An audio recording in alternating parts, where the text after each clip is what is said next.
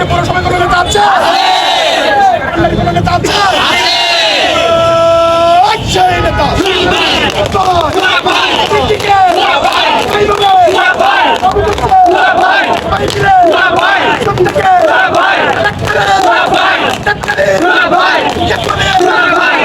আগামী দিনে ধানের শেষে ভোট দিয়ে আগামী দিনে সরকার গঠন করলে আপনাদের পাশে আমরা সরকার থাকবো, উন্নয়নের পাশে থাকবো।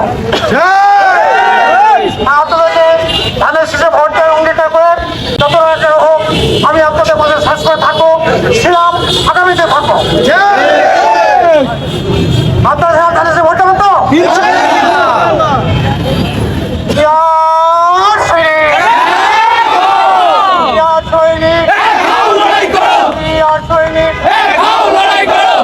ধন্যবাদ।